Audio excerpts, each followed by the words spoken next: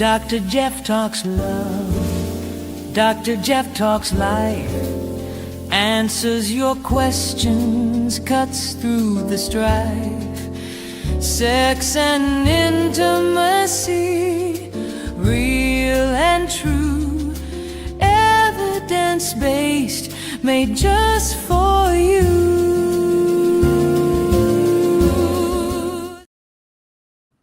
Hello, and welcome. Welcome to Dr. Jeff Talks About Sex and Intimacy. I'm your host, Dr. Jeff Albaugh, and I'm grateful you're joining us for this really important conversation during Pride Month. Today, we're exploring the universal human need for belonging, what it means to be fully seen, to be fully accepted and valued for who we are, and how our families, communities, and faith traditions can create space for authenticity, connection, and love. This episode is number 77, believe it or not, a place for us as we are, LGBTQ plus, faith, identity, and belonging. So whether you're watching live or listening to the recording later, I just want to tell you that every moment of your amazing life matters. And I am so grateful that you have taken a few moments out of your life to join me for this podcast. Welcome. We're connected. We are across so many platforms. We're on Facebook, we're on YouTube, we're on X, we're on LinkedIn. Quick favor, if you are a Facebook person, follow us. The more people who follow us, the more we can do on Facebook. Visit the website. Boy, you can watch all the previous episodes, and there's like 75 of them in there. So you can watch all those previous episodes. You can pull up the calendar and see the amazing guests that are going to be on in the future. So go to the website and learn more. You can take us with you. We're where you are. If you're working out, Dr. Jeff Talks About Sex and Intimacy can be right there with you. While you're working out, you can learn more about intimacy and improve your relationships. If you're going on a road trip with your loved one, wow, you two can really link into Dr. Jeff Talks About Sex and Intimacy because we're on Spotify, we're on Amazon Music, we're on iHeartRadio. We're right there with you streaming, so take us with you. As always, I'd like to take just a moment to remind you that all are welcome here in this space. Whatever your sexual orientation, whatever your gender identity, or your relationship style, we are thrilled that you are here. This is a space for everyone. The mission of the podcast is really easy. It's simple. It's to empower and enlighten you with evidence-based information that improves your sexual health, that deepens your relationships, so you can live your one miraculous, wholehearted, beautiful life with more love. Who doesn't want more of that? I sure do. This month, we celebrate Pride. We're exploring a topic that touches all of us, the fundamental human need to belong. All of us need to belong. It's a basic human need. For many LGBTQ plus individuals, questions of identity, acceptance, family, spirituality, and community can be deeply intertwined. While some find belonging by leaving traditional institutions and traditions, others seek ways to remain connected to communities, faith traditions, and relationships that have shaped their lives and are part of the fabric of who they are. Today, we're joined by someone who has spent decades helping people navigate these intersections with compassion, wisdom, and curiosity.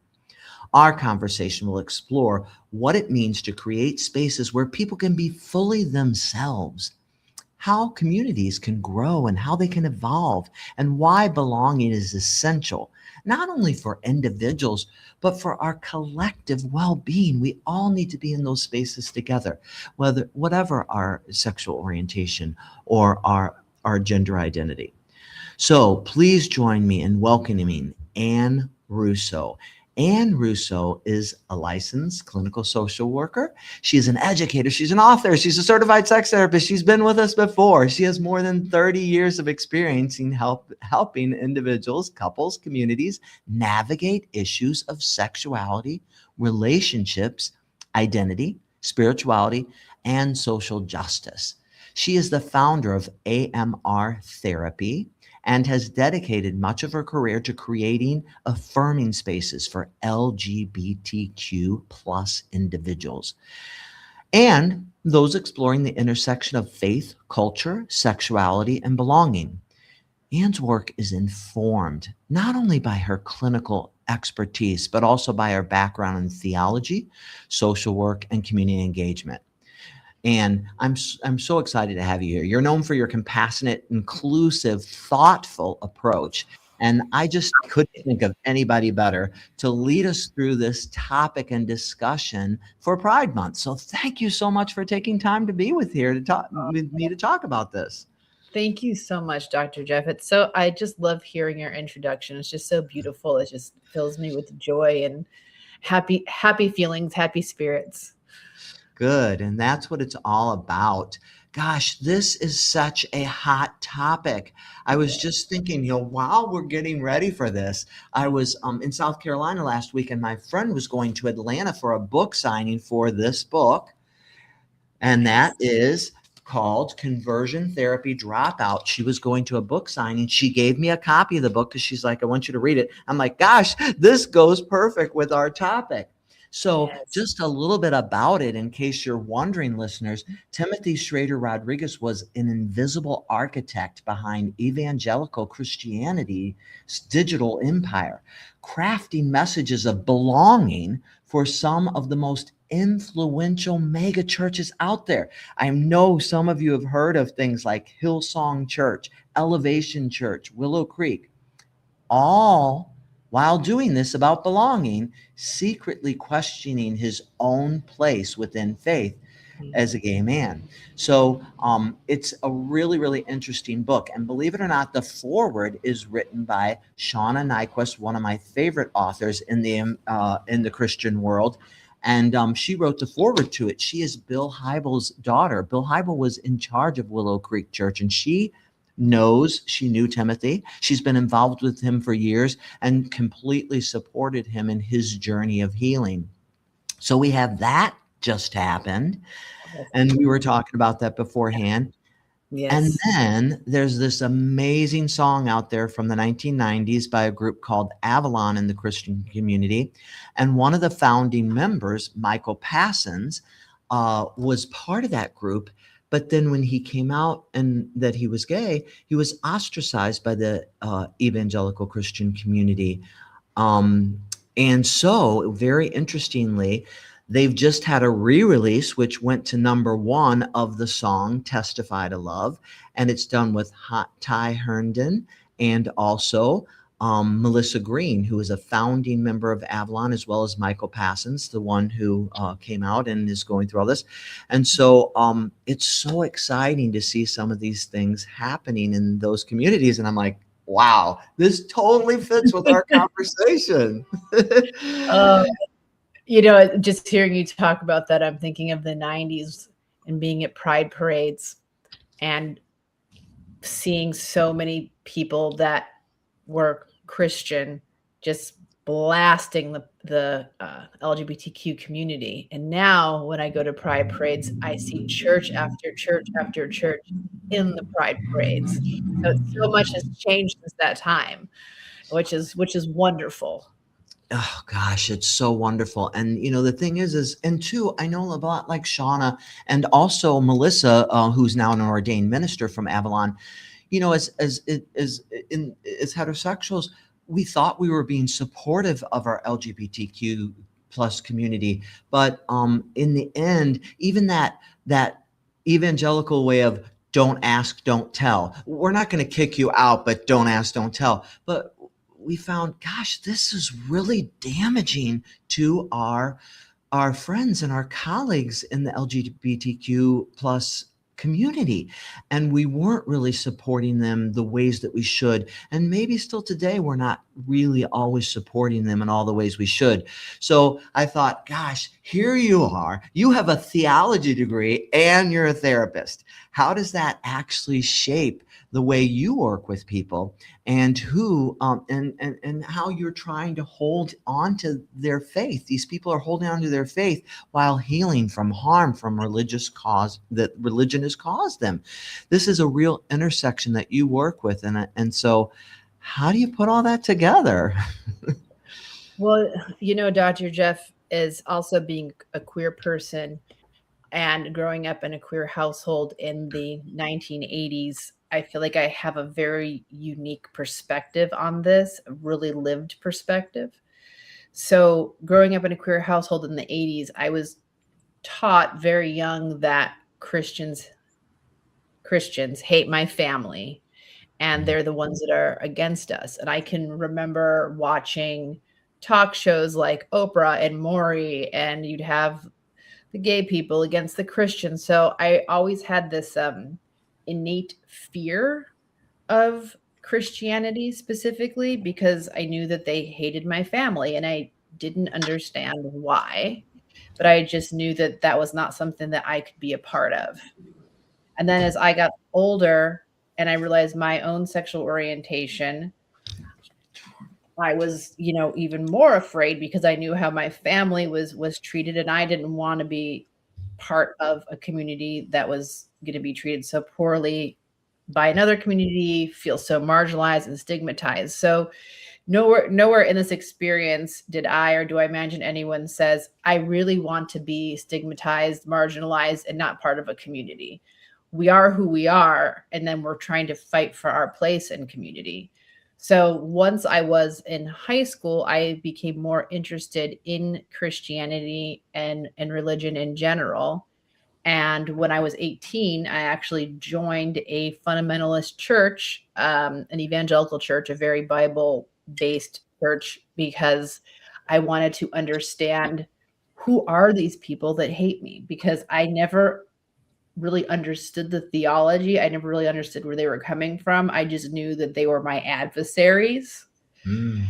But my internal compass, my social justice way of thinking and living and how I've always been, I'm like, I really need to understand deeply what this is about rather than just deciding that these are my adversaries.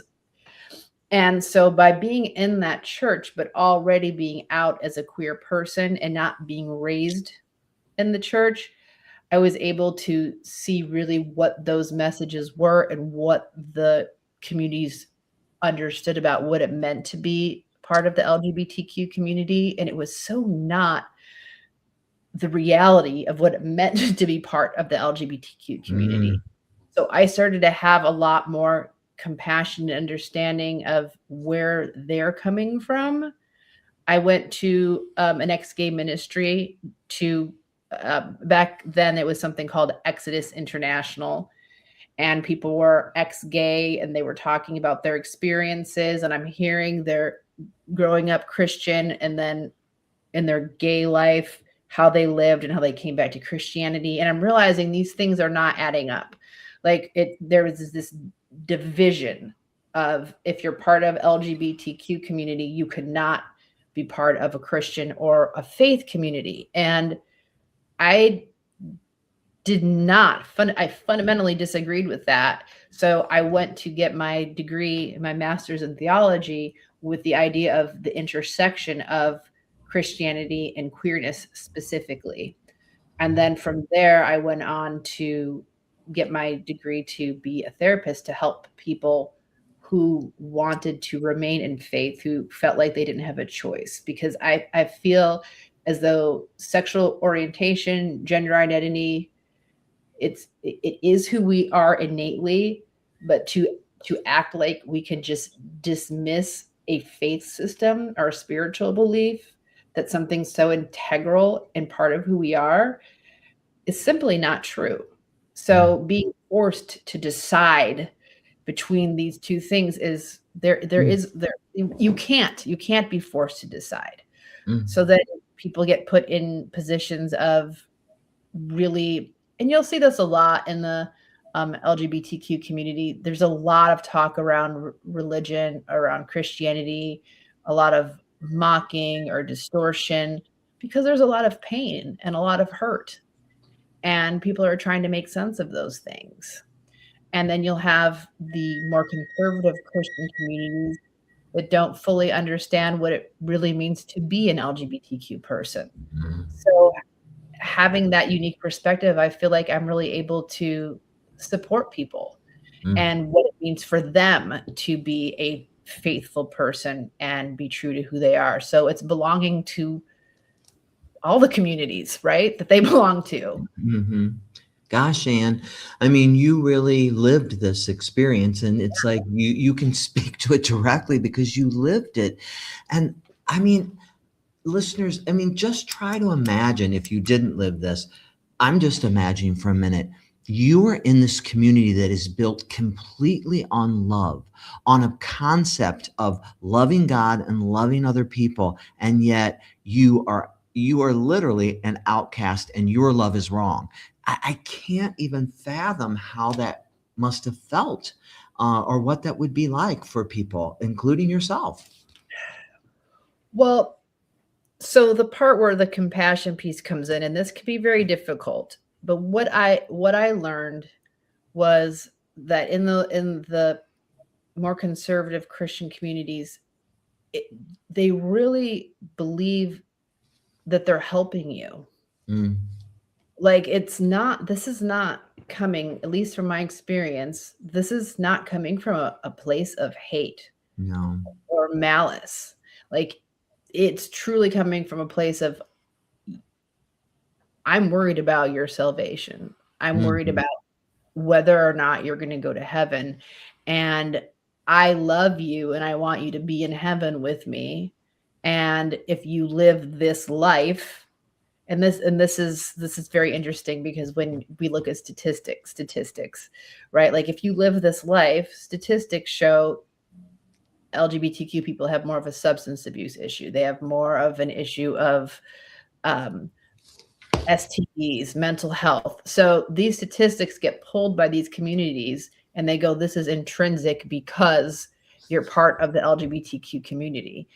Unfortunately, what they're missing is it's not because of the LGBT community. It's because of the rejection that they're experiencing from their family and friends in church that causes them to have more struggles than folks that are not. So it's really an issue of rejection, not an issue of identity of being LGBTQ. But so the same statistics that, you know, we're using on this side to say, hey, like, stop rejecting people, they're pulling the same statistics and seeing it a completely different way. So it makes conversation sometimes a little bit difficult, but not impossible. Mm. Yeah, and you think about, I mean, even in this book, Conversion Therapy, he talks about Exodus International, the largest ex-gay organization, closed in 2013, but there's still the different tenets are still happening in the conservative religious community. And again, like you said, it doesn't come out of a place of hate. It comes out of a place of love, but it causes a lot of damage for people trying to, like Timothy Schrader Rodriguez, who are like, okay, I mean, he spent years trying to convert himself to become something he just could not become. And again, like you said, it's not like these people were trying to hurt him or trying to harm him, but it's really harmful and hurtful regardless. Yeah. So it's Oh, absolutely. Absolutely. And I think that what helped me with that understanding was it could bring me into the space and have more of a dialogue of what was going on. And it was easier for me, right? Because I wasn't raised in the community, the Christian community. Now, if I had been raised in it, I think that would have been very different, but I couldn't be impacted by the same way with scripture being yelled at me or concerns about sin or damnation as the way that people that, whose brains developed in these situations. So it gave me, I think, an additional insight that would have likely triggered or caused more trauma for people that were raised in those situations. So I feel like that was a unique experience that I bring with me into therapy sessions to help folks explore different ideas who would have been damaged by the conversations that I would have had, and who should not have had the conversations that I would have had. Mm-hmm. Yeah. And so, I mean, ultimately, queer people feel like they have to choose between their identity and their faith community, right? And so what do you see happening when someone tries to stay and be a part of that community? I mean, what happens? Well, I've seen a lot of different things happen. I've seen, unfortunately, mostly what I see is someone in a lot of pain, someone with depression, anxiety, PTSD, low self-esteem. You can't shut off who you are. You can't shut off pieces of who you are. It's impossible to do. It's akin to, imagine, as a heterosexual person, never being able to act on, talk about, or acknowledge love. Wow. I think that sometimes we can get lost in this idea of sexual orientation. It's about sex, or like, I remember the church that I was a part of would say, well, just don't act on it. That was the message. It was like, Yeah. okay, you can be this. Like, we're recognizing that this is a true orientation. Don't act on it. Wow. You don't act on it, right? Like, I mean, how do you not act on how you were built to be? I mean, absolutely. And then what does that do to someone's sense of self, especially when their sexuality or gender was the thing that's being condemned? I mean, what does that do to my self-esteem and how I feel about myself? Oh my gosh, you start policing yourself, and you don't really have a sense of autonomy, and you don't really have a sense of self-empowerment, right? And there's a real moral rupture that takes place, because who you are internally is at odds with what's happening externally. So just imagine what that's going to do to someone's nervous system. Wow. And I think about already so many of the people out there that are traumatized in whatever way, they've had sexual trauma or interpersonal trauma or whatever kind of trauma, and already how damaged the sense of self can be. That self-esteem, that self-image can be so traumatized. And so you created this religious trauma treatment model, which I think is really so cool. And we had you on before, and we've had others on before talking about religious trauma, because it's a real thing, listeners. And we keep discussing it because there's so many people out there who identify with having had religious trauma. And so you created the religious trauma treatment model. So what does healing actually look like for a queer person who still wants to be in relationship with God or their faith tradition?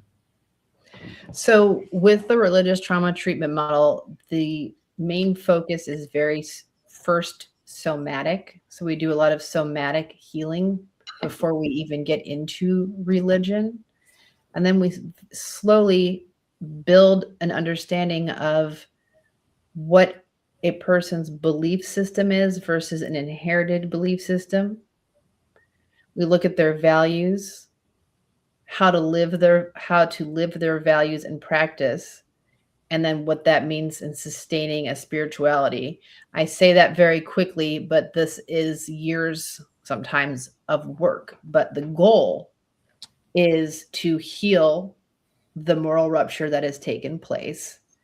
It is to build a sense of autonomy within faith, and then to be able to live that. So even if some of the messages may still be the same as what they were prior to doing the work, they're yours, and they're not because they've been inherited.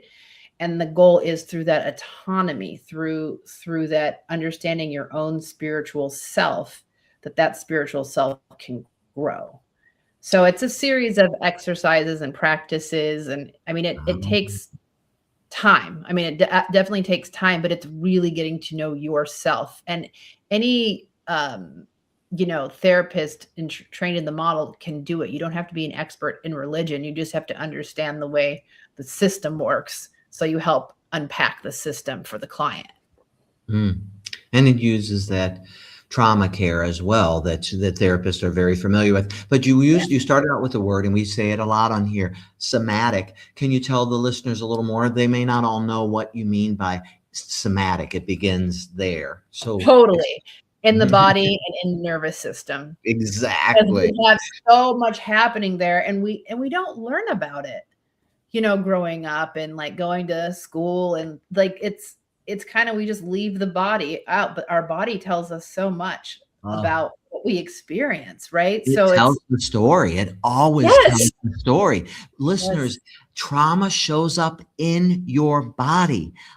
It always tells the story of your trauma. It shows up in all different ways in your body. So that's what we're talking about with somatic, how it shows up in your body and your nervous system, and how you deal with it showing up. And because you don't want that dysfunction that accompanies how it shows up in your body. Oh, absolutely. And that's why we do that work before we even start to unpack any religion. And then we do it while we're unpacking religion, because sometimes we don't even understand the level of which our body can be impacted, and it can move us out of our ability to actually process information and feel safe in processing the information. So when we can teach the body and our nervous system to be more calm, then it becomes easier to process and not feel threatened as we start to unpack systems. Yeah. And so you hit on a really good point with the trauma work I do with patients as well. So listeners, what we try to do, what she's talking about, is down regulating, like quieting, calming, down regulating. And sometimes that's exactly what your body needs. Breath work and down regulating and calming yourself, self-soothing, learning how to do that, because your amazing peaceful self is right inside there. That beautiful spiritual part of you that is incarnate in you is peaceful. And so tapping into that. And then sometimes your body needs to upregulate. It needs to move. It needs to. So that's part of the somatic therapy we do with trauma is, what are you feeling? And do you need to downregulate, soothe, and calm? Or do you need to upregulate, get moving while you're breathing and calming yourself, but moving your body? All those different things can help with that somatic therapy. So yeah, that's really cool, and it fits so well with trauma therapy in general, right?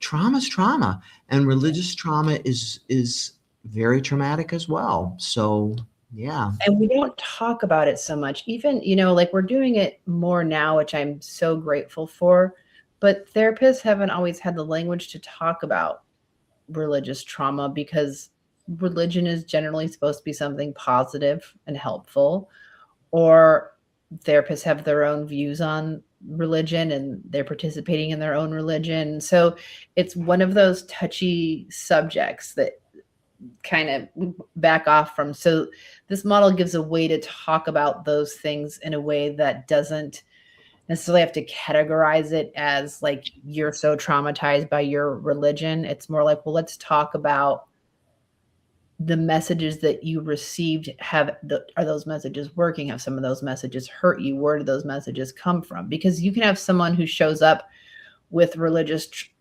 trauma or religious harm, and they never even bring it up.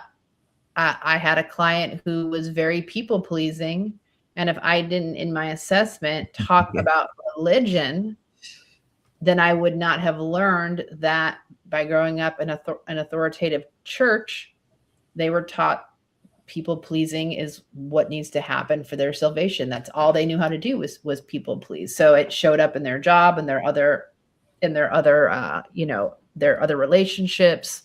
So the work was actually undoing the religious message and having them understand where that came from and what they actually believe now. Like, people pleasing isn't about God. It's like learning how to say, I can stand up for myself and still be pleasing to God, versus a message of God won't love me if I don't follow X, Y, Z.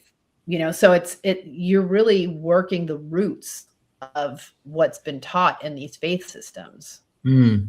Yet we're also taught grace, which it's like you can't earn it. You can't, and none of that really matters in the end, that it's about grace, that you're given mercy, that you're given what you don't necessarily deserve. You can't possibly earn it. There's nothing you can do to make it more or less.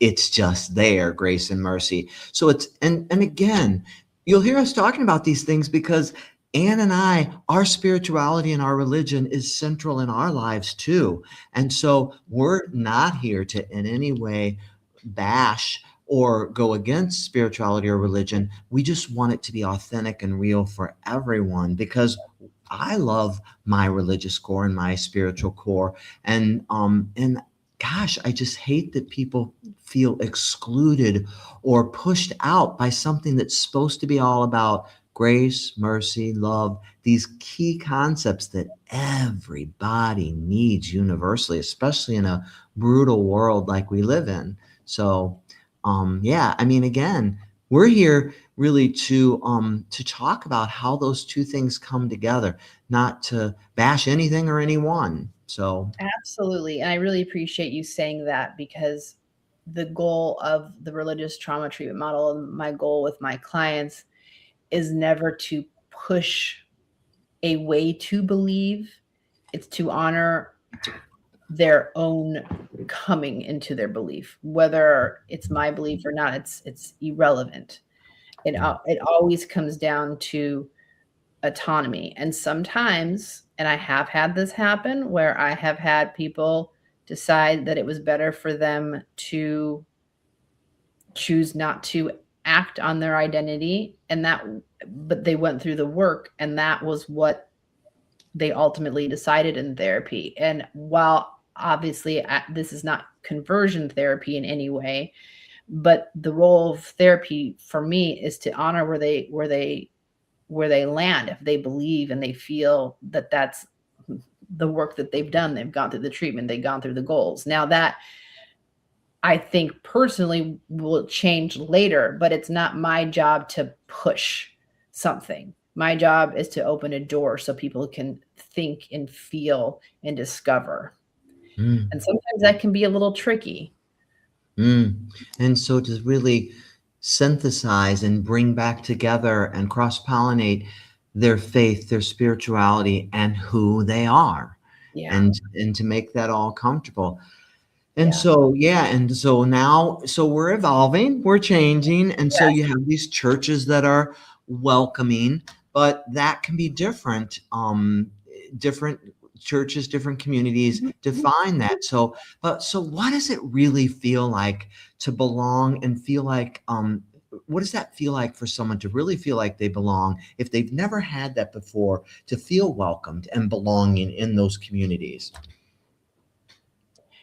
I think that journey can be a bit different for everyone. The key element is how were you raised? How long have you been involved in specific communities? What was the teachings of those communities? And you may always carry a little something with you. So I don't want to make it sound like, oh, it's just you're miraculously wonderful. There might be times where old messaging creeps up, Yeah. And that's Trauma okay. loves to come back in, right? I tell all my trauma patients, and we've all experienced trauma. Everybody's had some sort of trauma in their life. And trauma, it's an ongoing process. It surfaces, you get triggered, it surfaces again. And now you have the tools to deal with it and to move through and on to thriving. Exactly. And I think the thing that is very positive to see, that when we do find spaces that are belonging for our community, for the gay and lesbian community, or the queer community, the trauma does actually decrease.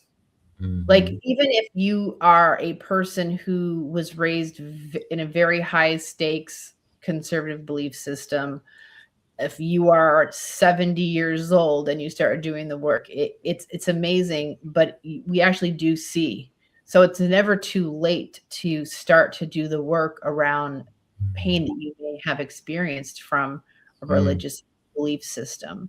Or even if you still hold some of those beliefs yourself, there's a lot of internalized homophobia too from those belief systems. So it's never too late to do the work and to do the healing. That's such a message of hope and so important. And so, and you think, well, all of us have our masks we put on, we feel like we have to pretend, we have to show up and not be authentic.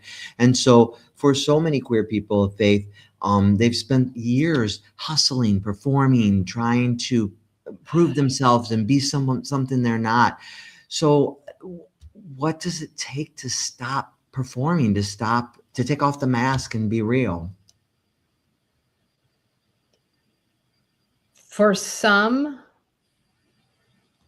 there will always be spaces that are unsafe. And I think that that's something that we need to consider. Like, we can take off that mask and we can find community and we can find belonging. And we also need to recognize that there are some spaces that are not safe. That doesn't mean that we're not out. That doesn't mean that we're not self-accepting and self-loving. It just may mean that we have to have specific boundaries when it comes to certain people or certain communities. So I think that understanding that is key. And the more that you're around, like anything, the more that you're around people who are similar in thought and behavior and action, and you're doing positive things together, you do start to let that mask drop, and the trauma releases and your nervous system calms down, and soon you're just existing rather than being hyper vigilant of your existence. Yeah. So important. And what's so exciting about this discussion, and I know you're going to come back as we get closer to this point, but you have a book coming out on healing religious trauma, and that's supposed to come out in February. So I know you got to come back and talk to us a little more about healing religious trauma, and dive a little deeper into that when it comes almost time for that book to come out. But wow, what do you most want your readers, what's the message that you hope to drive home for readers in healing religious trauma? Your incredible book that's coming out, and I'm super excited about. Thank you. It's my heart and soul, that book. It really is. I feel like I was made to share this, and hopefully, it supports people. I don't want people to experience the pain that I've experienced and the pain that I know so many other people have experienced. So if it can just help a few people do that, like that is truly my worth on being here. I really feel that. And I lost your question because I got so excited about people healing. We're both excited about this book, and it's so cool it's coming out because we need this. Wow, so many things going on in the world that say we need this book, Healing Religious Trauma. So, so the question was just, what do you want readers to? What's the takeaway message that you hope your book leaves people with or resonates with them? That it is real. People do have harm. They do have trauma from religious experiences. The book, while it's not focused just on the LGBTQ community, it talks about all types of different people. I mean, because I am part of the queer community, obviously, there's some heavier focus there. But in my work, I've learned that you can have religious pain, religious trauma, religious teachings that have really damaged you when you're part of any community. So what I hope people take from this is that healing can happen, and it doesn't mean that you have to leave your faith. And that's the thing that is a little bit different than anything else been put out there so far. There isn't a model yet out there that talks about helping support people who try to stay in faith. There are usually books and models around like, now what do I do that I've left? So this model is different in the sense of like, no, you're going to figure this out. Like, what does this mean to you? how are we going to build your autonomy? How are you going to find your own spirituality, whatever that means for you? You don't have to choose one or the other. You find a way to integrate. Yeah, that is so cool. So cool. And so I was just wondering, and I just put something in there for Vic to put below us, but where can they find you? And I have your website, which is, let me put it in there for you, Vic. There you go. And so he can put that little ticker tape below us, and that's where they can find you at www.annrusso.org. And I did put that in the private chat, Vic. There we go. Awesome. Because they got to be able to find you for the book and all the great things that you're doing. Because it's so cool, and I'm really excited about it. It's just, I love having you on the show, and I really want you to come back and talk a little more as we get closer to the book about some of the healing things with healing religious trauma that you can share with our listeners too. Oh, absolutely. I would love that. Anything to help anyone to know that they're not alone. Definitely. And so I'm going to ask you this before I go to the centering exercise so you can think about it a little, but if you could leave our listeners with one message about creating more inclusive families, workplaces, congregations, and communities, what would you hope each of us would take away and begin putting into practice today? So if you could leave our listeners with one message about creating those more inclusive families, workplaces, congregations, communities, what would you hope each of us would take away so we could begin putting this into practice today? And I'll come back to you in just a minute. But as we do, I'm going to kind of it's a lot to unpack tonight, and I want to center our listeners before we go to our final message. But, and that's what we always do. So if you haven't been here before, this is what we do at this point. And I just welcome you into this space, really, as we move towards closing our conversation today. I'd like to invite you into a brief moment, just a moment of reflection. If you're in a comfortable place, allow your feet to rest firmly on the floor and gently relax your shoulders. Take a slow breath in through your nose for a count of 4, and slowly exhale for a count of 5 through your mouth. So in through your nose and out through your mouth. Again, breathe in deeply. Breathing's powerful. Allow your chest and belly to expand. And exhale, releasing any tension you may be holding in your jaw, your shoulders, your pelvic floor, your back, anywhere you hold tension. So every time you exhale, clear, release that tension. If you want to place your hand over your heart or your abdomen as you breathe in your nose, and you clear by breathing out your mouth. As you breathe, consider this thought. I deserve to belong exactly as I am. I deserve to belong exactly as I am. I do not have to earn my worthiness. I do not have to earn my worthiness. My authenticity is not a barrier to connection. It is the pathway to connection. My authenticity is not a barrier to connection. It is the pathway to connection. Take one final slow breath in. Clear, long, gentle breath out. So, don't forget your worth. Know that and realize it. Take that with you, that message. So, Vic, can you share with our listeners what is up next week on Dr. Jeff Talks About Sex and Intimacy? What does it really mean to have a healthy sexual life? In this thoughtful and affirming episode, Jennifer Moninger joins Dr. Jeff to explore the 6 principles of sexual health, a framework developed by Doug Braun Harvey and Michael Vigorito that has become foundational in modern sex therapy. Jennifer will discuss key principles for healthy sexuality.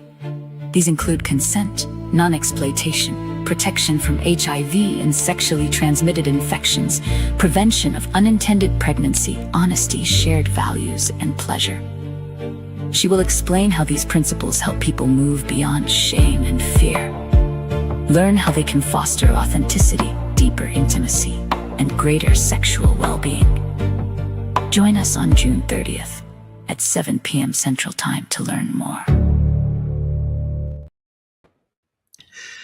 Wow, that's going to be a great episode, and we're always trying to enhance and learn more to enhance and enlighten our listeners on how they can have better sexual health, sexuality. And so I'm excited about that episode next week. But this week, gosh, Ann, it's just such a pleasure to be with you, and I really appreciate the openness and even the personal journey that you shared with listeners this evening to help them know they're not alone, that there is hope. There's a lot of challenging things in the world around us, but there is hope and there is healing, and you are a part of that hope and healing. And I'm so happy to have you here to offer that to our listeners. And so that's really, really exciting to me. All right. So I left you with a question. And so what would you like to tell our listeners? You may be the most affirming person or community, but if you don't have something showing that visually or asking that or saying it, nobody will know. Mm. And so symbols and signs, they speak volumes. Definitely. And wow, how biblical too, and how spiritual. Signs and symbols. Yes. I mean, you just can't get away from the theology, Ann. It's a wrap. Signs and symbols. So listeners, I hope you know that Ann and I, our hope and prayer and wish for you is that you find place and space for the beautiful, miraculous human being that you are, exactly as you are, because you are more than enough and you are worthy of love and belonging. And I'm just so glad that you joined us, and I hope that message resonates with you and you find that safe space, because it can be scary. I know my friend's church down in South Carolina, it's a Lutheran ELC, Evangelical Lutheran Church of America, and they have a security guard at their service because of the inclusiveness and the different things. One of their pastors is a gay man, and they have a very strong LGBTQ ministry. So you got to be careful, because we live in a crazy world, but there is a space and a place for you, and you deserve that space and place. That's our hope and prayer for you. Thank you for joining us, and goodbye. As Dr. Jeff talks about sex and intimacy, breaking down the science, setting your spirit free with stories, wisdom, laughter and care, connection and confidence. He'll take